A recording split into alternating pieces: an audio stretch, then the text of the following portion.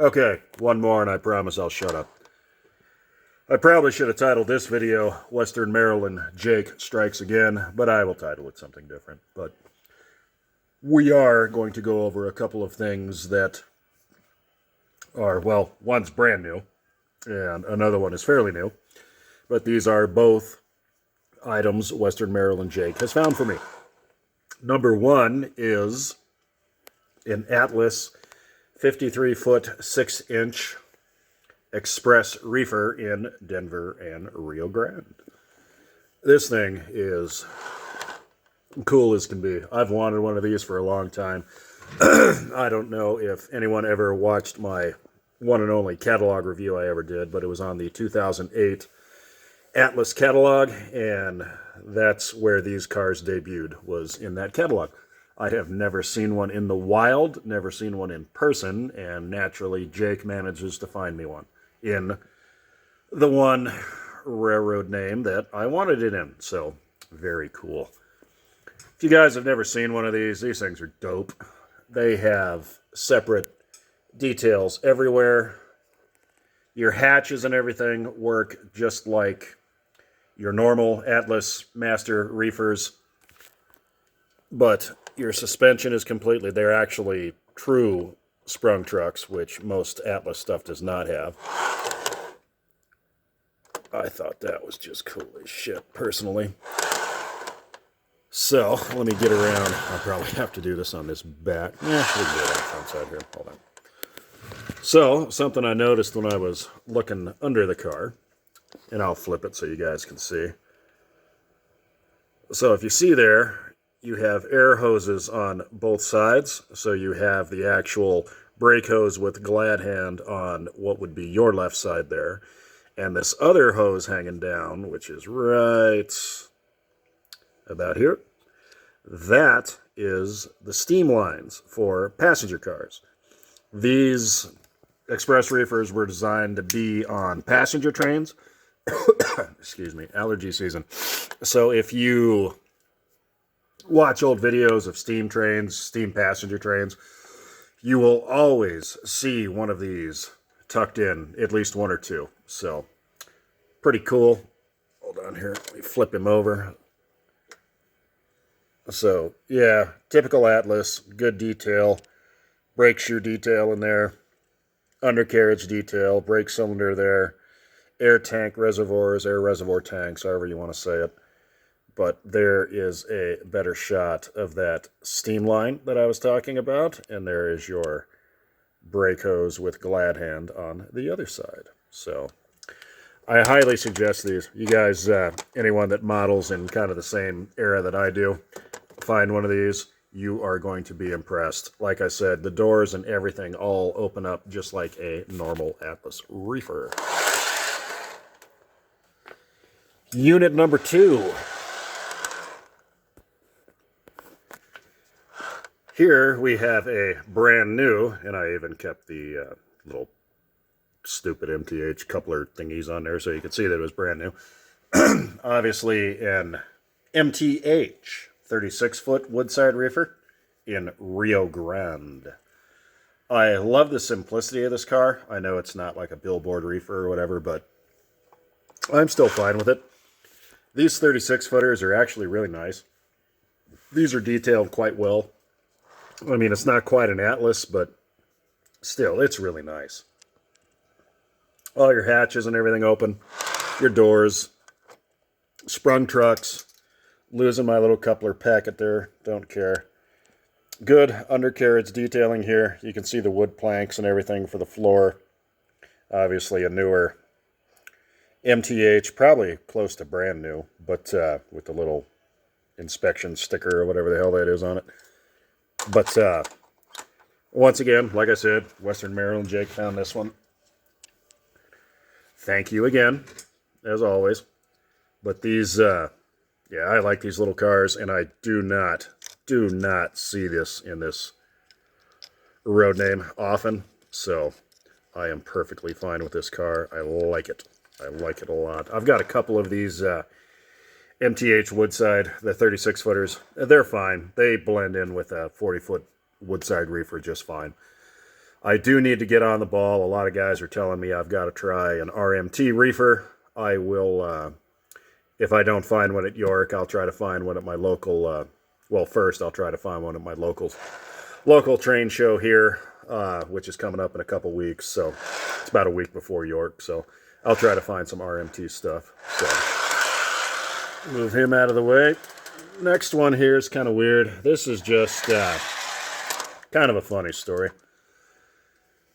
So if everybody remembers, a couple weeks ago or last week or something, I did a video on an old school Frank's Roundhouse stock car that had a sound unit in it.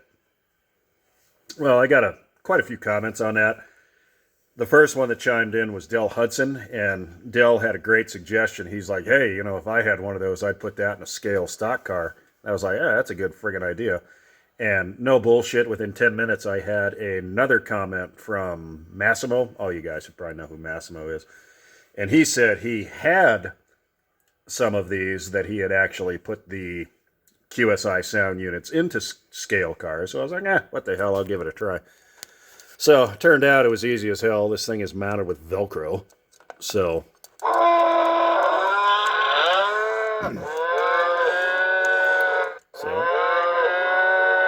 there we go. Now we have the sound unit mounted in a proper road-named freight car. But no, it was real simple. It was held in with Velcro. I always have Velcro around. I use this. I get this stuff from. I've got an O'Reilly multiple state distribution center here in on the south end of Denver, so I can get bulk items like this. But this is high heat Velcro. I know that sounds kind of funny, but it actually works really well. I've used this stuff. I recently did a AC conversion on a 67 Chevelle that was actually a show car, and it did not have factory AC, unlike my car, so it didn't have all the vents in it. That was the type of car I was not going to cut up the dash or drill holes in, so I mounted all of the vents with that Velcro, and it worked out perfectly fine. This car over here, actually, I have auxiliary gauges that are mounted underneath the dash. Same thing, I didn't want to drill the dashboard, so I actually used this Velcro, and that stuff has been in that car for probably 15 years now and has never come apart once. So, handy tool to have. You're going to spend a little bit more money, but since it is made by Minnesota Mining and Manufacturing, you're going to get a better product. So, pretty cool, pretty cool. I'm glad it worked out. It looks better in this car anyway, so stand by. I'm going to grab one more thing. So here is one I should have shown off a long time ago, but I didn't due to time restraints and the fact that I'm dumb. So here we have a Coors SW8 switcher. And no, this is not an Atlas or a Lionel Legacy. This is actually an MTH Rail King that was 100% custom painted and lettered by Brian over at Knack Shack. This thing is cool as hell. He did all of this himself.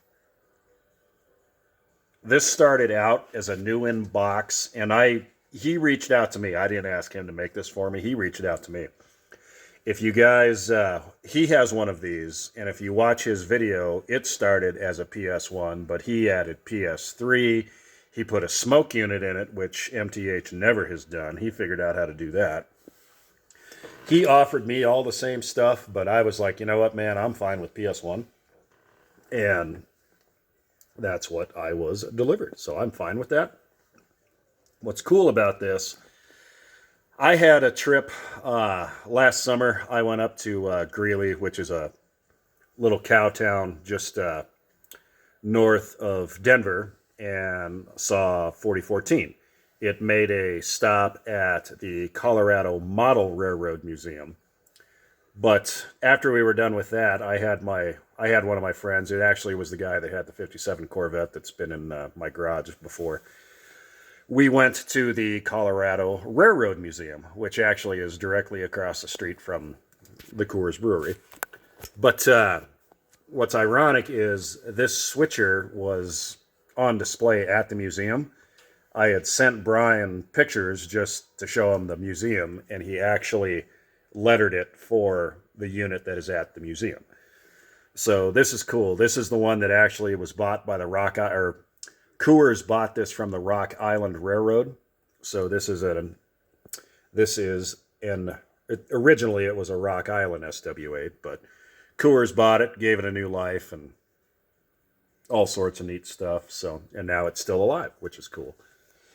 I'd never owned a Rail King diesel before. These things are actually scale. They're actually a little bit larger than scale, but I like it because it's Korean built. It was done by Sam Hongso, so I know it's going to last forever.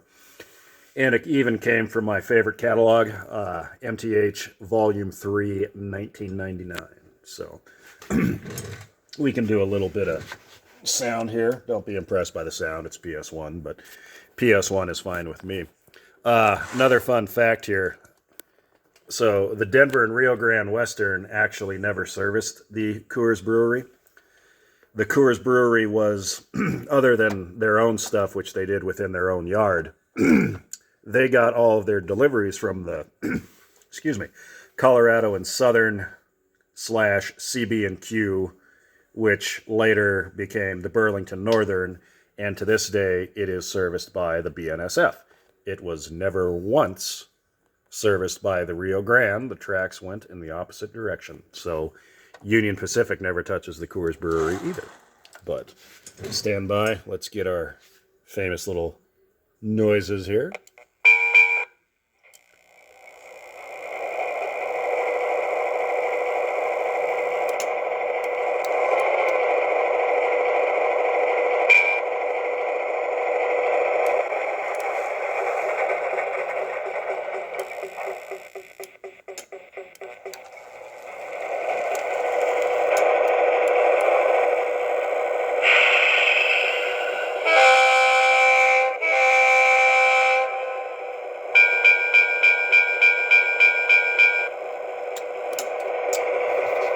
So yeah, that's perfectly fine with me. I've got no problem with PS1, so it's fine.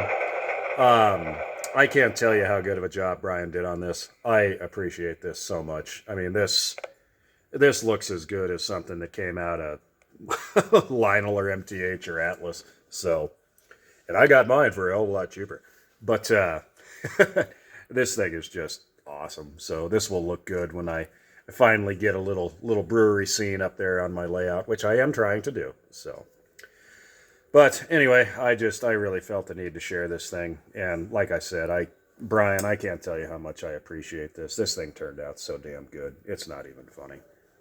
Not even funny. So, all right, you guys enjoy the rest of your weekend again, and I promise I will shut up for the rest of the day. Catch you on the next one. Later.